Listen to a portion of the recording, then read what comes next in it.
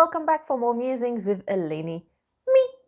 Today I am not going to talk about relationships. Today I'm going to change a little bit and we will be talking about life purpose. So over the last couple of decades, what is my life purpose has become a very popular question, especially in the Western world. Okay? And a lot of self-help books and gurus and pop psychologists jumped on the bandwagon, and they all give kind of the same advice, or the advice stems from your life purpose is what you are passionate about. What are you passionate about? What do you enjoy doing? What do you lose yourself in doing? What is this thing that you do and you lose track of time, you get into flow? And they usually say that this is your purpose in life and this is what you should be doing for work, which is incorrect. The thing that these gurus and self-help people are doing is that they're convincing you and they're confusing you by telling you that your life purpose somewhere somehow is always the same as what you do for work. Your career and what you do for work is not always your life purpose. Very few people in the world, their life purpose was fulfilled and it was intertwined with their career. In this video, the things that I really want to stress on and clarify is that 1, your life purpose and your career aren't always the same thing. 2, what you are passionate about isn't always going to be how you generate money, isn't always going to be what you do for work. And also what is your life purpose? And I'd also give you a few tips about how you choose a career for yourself or a job for yourself.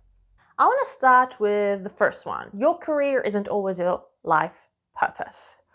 What a career is, what a job is pretty much what it goes down to is simply a source of income.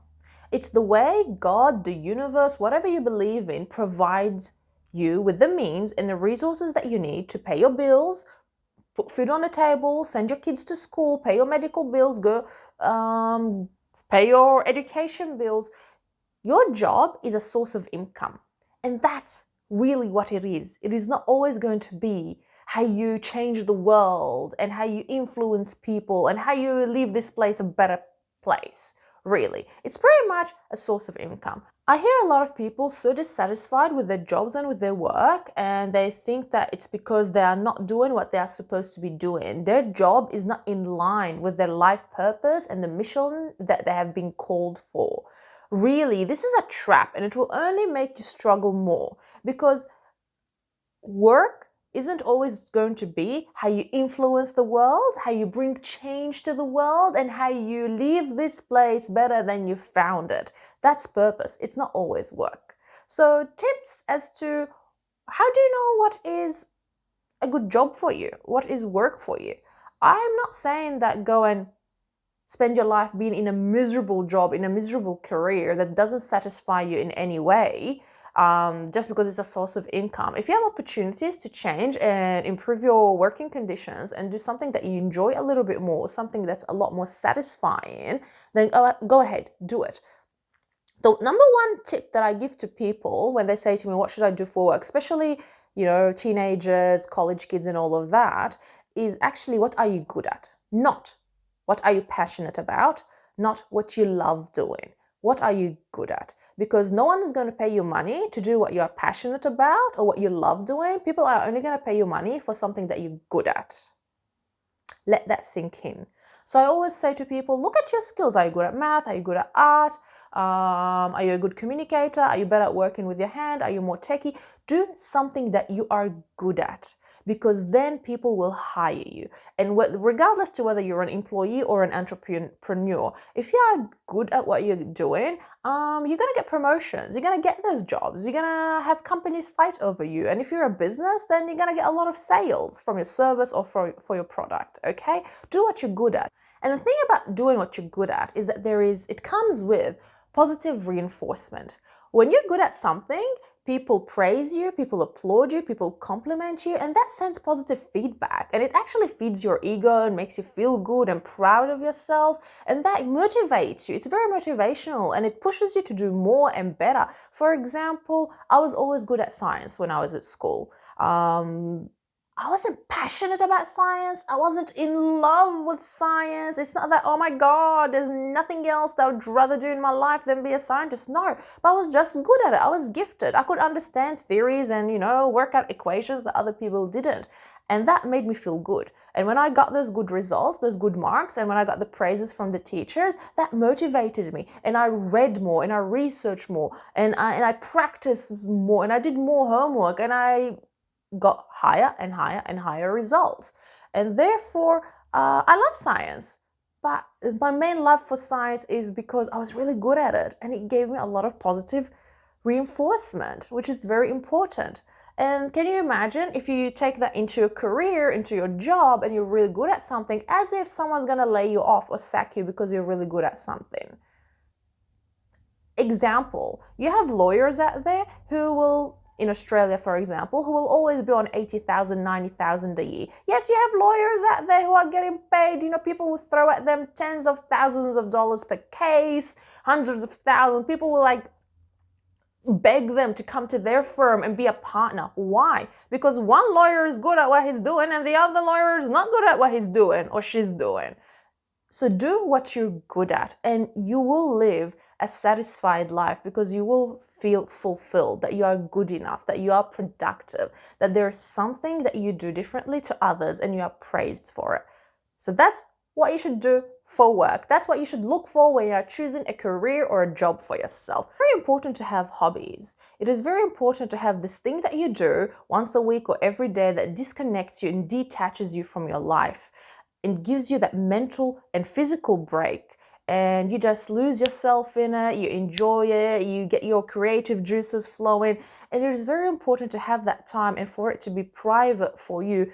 Maybe it's a group thing. Maybe you play, I don't know, basketball in a group, but you love it, you're passionate about it. But in those moments, you disconnect from everything. You forget your work, you forget the problems with your spouse, you forget the sick people in your life that you're worried about. You lose track of time and you disconnect a little bit, which gives you a space of breather. Now, can you imagine if your passion and your hobby became a job?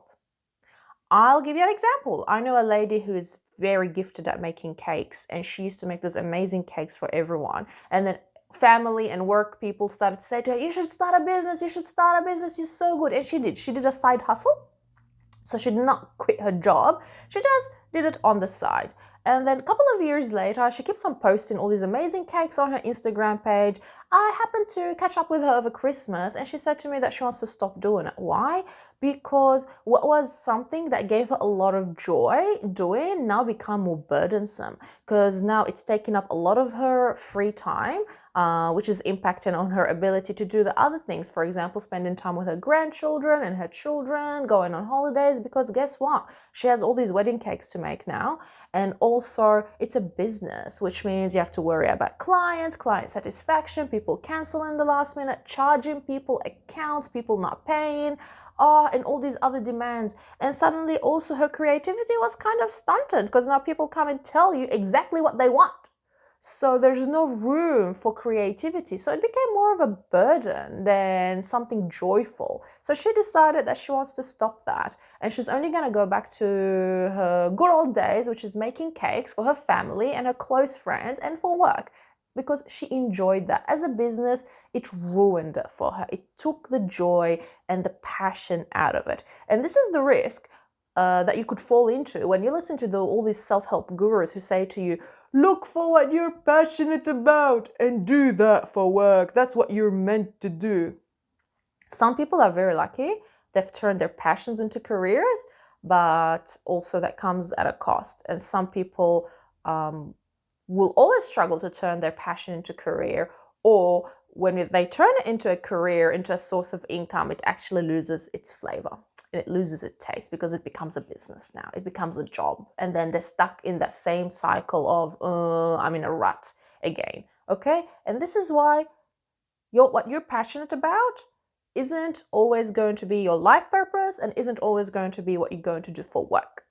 Finally, the most important thing. What is my life purpose, Eleni? Well, it took me a very long time to figure out what is my life purpose and what life purpose actually means. And I studied a lot of spiritual books, Buddhism, Christianity. career advisors, people, everything. I've left no stone unturned. And what I discovered is that your life purpose isn't always going to be this grand scale thing where you create huge change to people's life. It isn't going to be like some big philanthropist who went to some country in Africa and dug wells and now changing the lives of millions of people because now they have drinking water. Sometimes life purpose is actually very small. It is almost invisible. Just like not all of us are going to become big and famous, not all of us are going to have huge high-flying careers, not all of us are going to have life purposes that will be remembered, that will make us be remembered in books of history, Most of us will lead very small lives and our names will not be remembered, even though we had purposes to fulfill. And I'll give you an example. There's a few examples out there. Example number one, if you're a parent at the moment, this season, your life purpose is to raise your children. Yep. Never underestimate the effort it takes to raise a child, because it is more than just feeding them. It is more than just making sure they're doing the homework. You have to grow a child physically, nourish them mentally and emotionally, make sure that you give them enough confidence to build them up, to build on the characters that they have, yet also discipline them, but without clipping their wings and putting them in a box. That's hard work. Very hard work, but it is very important, because if you watch the news, most of the troubles we have in the world today, other than COVID, is actually because of people. So raising children to make them great men and women is actually the number one task out there. If you have children, that I would say that is your number one purpose. You are a parent, that is a purpose that you need to fulfill completely. Other than that, if you're also someone's child, looking after that sick and elderly parent or auntie or uncle, sometimes it could be that little volunteer thing that you do, the soup cafe once a month that you join into. And sometimes it could be dependent on what you do for work. Being a good friend. Maybe you were the only person who turned up and showed up over and over and over and over to that friend who was struggling in life when everyone else gave up on them. And that one little thing, maybe you only spent 2 years doing it. And at the age of 70, you're going to be looking back at your life being, I did not do anything with my life. Really? But those 2 years, there's one person out there who is so grateful for you, for being with them for just those 2 years, and they owe their life to you. You might not really know, but that was your purpose. You were there at the right time in the right moment. And there's so many other ways that each and every single one of us will have multiple purposes. We don't only have the one purpose that goes over our lives. It's not like a vocation. Not many of us will have that. And sometimes our life purposes will be multiple, and they will come in seasons, they will come and go, and we will influence different people or different things, sometimes at a very small scale, but very important small scale. Finally, you don't always choose your life purpose. Sometimes you can't think what it is and research it and do some deep self-work and find out what your life purpose is. Your life purpose is unpredictable most of the time, and it is made for you and it comes to you. You don't choose it, it chooses you. And a lot of times, like I said before, because it doesn't come with fanfare and thunder and lightning and a very big orchestra, we don't realize that we are actually in the middle of a season where we are fulfilling a purpose that we have been destined for.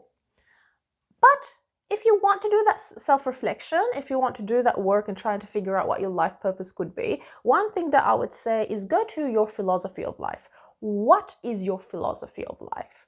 Is it about leaving this planet, this world that you have come to? When you leave it, do you want to leave it a more beautiful place? Do you want to leave it a more peaceful place? Do you want to leave it one less sick person at a time or one less poor person at a time? What is it that you believe in? Some people believe in beauty, therefore they might be more interested in doing artwork and architecture and those kind of things, landscaping. Some people believe in spreading joy and happiness, therefore music, entertainment, throwing parties, being hospitable, those kind of things. Some people think that there should be, one less poor person on this planet when I go, and therefore charitable works, maybe mission trips to some struggling countries. And that's the thing. You have to figure out what is your philosophy of life. And once you know what's your philosophy of life, then you can probably see how you can meet that and fulfill that. And it doesn't have to be grand scale. A lot of people think that if you believe in eradicating poverty, that you should be somewhere in Cambodia, building huts, or in some country in Africa. You should go on a mission trip or on an aid trip somewhere, 9 months. It doesn't always have to be that way. There's a lot of people who are struggling financially in your community. It could be as simple as, that kid who comes to school, the same class as your child, and you see that the shoes are torn and you know that maybe financially they're not doing well. It could be extending help to that family.